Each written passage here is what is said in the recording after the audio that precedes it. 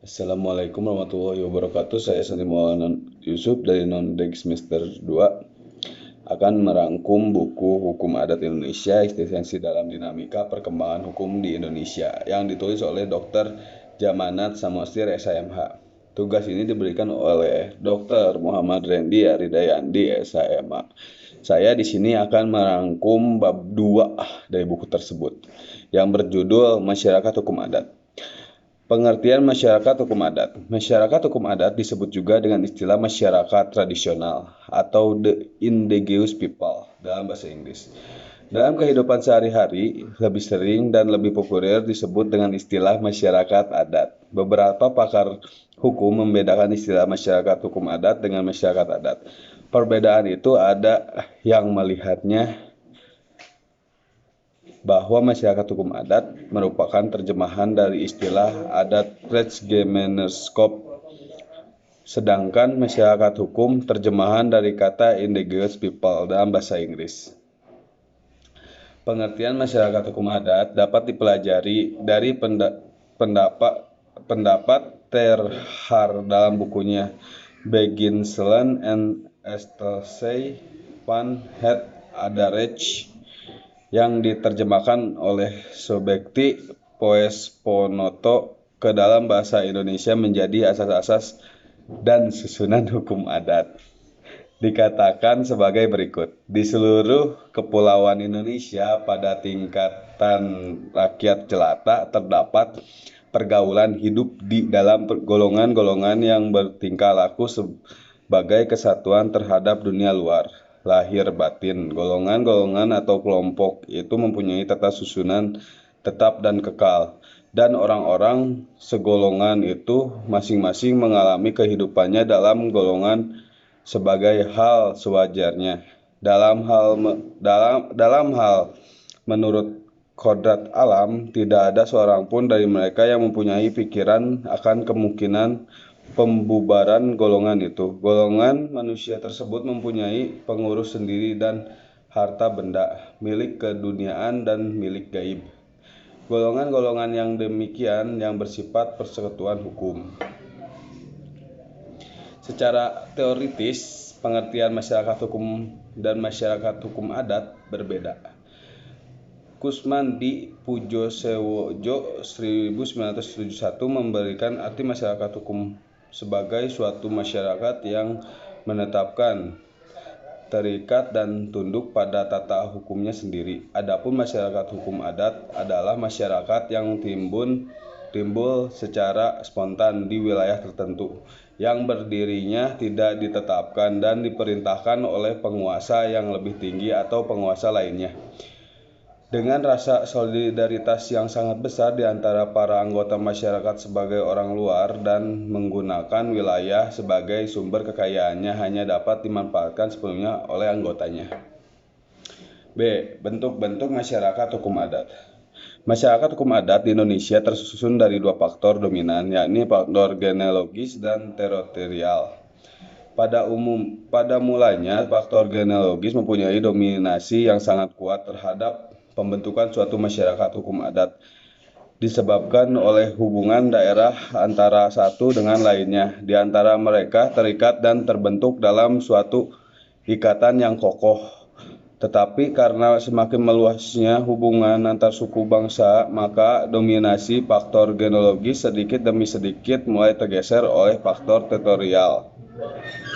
Masyarakat hukum genealogis. Masyarakat hukum genealogis adalah suatu kesatuan masyarakat di mana para anggotanya terikat oleh suatu garis keturunan yang sama dari satu leluhur, baik secara langsung karena hubungan darah atau tidak langsung karena perkawinan atau pertalian adat. Pada jenis masyarakat hukum genealogis, pengikat anggota persekutuan adalah masyarakat kesamaan keturunan, dalam arti semua anggota dari persekutuan terikat dan mempunyai ikatan yang kuat karena mereka berasal dari satu nenek moyang yang satu atau sama.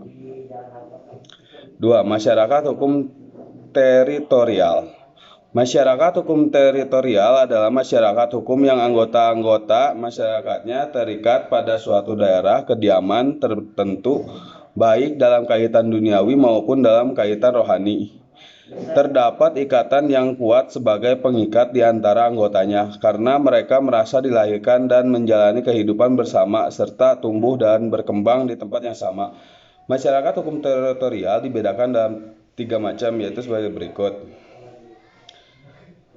Masyarakat hukum genealogis teritorial. Timbulnya masyarakat genealogis teritorial disebabkan bahwa dalam kenyataan tidak ada kehidupan tidak tergantung dari tanah tempat ia dilahirkan, pengusahakan hidup, tempat kediaman, dan mati. Masyarakat genealogis teritorial adalah kesatuan masyarakat di mana para anggotanya tidak ada terikat pada tempat kediaman, tetapi juga terikat pada hubungan keturunan dalam ikatan pertalian daerah atau kekerabatan. Bentuk masyarakat ini terdapat pada masyarakat Kuria dengan huta-huta di lingkungan masyarakat Tapanuli Selatan, Umi Mentawai, Eurinias, dan seterusnya. C. Pengakuan keberadaan masyarakat hukum adat. Pengakuan terhadap masyarakat hukum adat dan hak-haknya mendapat landasan hukum dalam Undang-Undang 1945 yang dirumuskan dalam penjelasan pasal 18 Undang-Undang Dasar 1945. Dalam teritorial negara Indonesia terdapat lebih kurang 250 Jelbesturende, Landskapen, dan Volksgemeenschapten, seperti desa di Jawa dan Bali, negeri di Minangkabau, dusun dan marga di Palembang, dan sebagainya. Daerah-daerah itu mempunyai susunan asli dan oleh karenanya dapat dianggap sebagai daerah yang bersifat istimewa. Ada beberapa keuntungan dari hubungan ekoprimordial antara negara dan suku bangsa, yaitu sebagai berikut. 1. Tidak seperti model liberal. Model ini memblokir lebih dulu pluralisme kultural, justru bertolak darinya. Kemajemukan etnisitas merupakan titik tolak komunikasi politis yang inklusif. Tidak seperti model komunitaria. Model ini tidak berhenti pada nilai-nilai estetis yang dipegang teguh oleh tradisi atau adat, melainkan mencoba terus untuk mengatasi perspektif etnosentris demi kepentingan yang lebih luas dan semakin luas. Tidak seperti model komunitarian.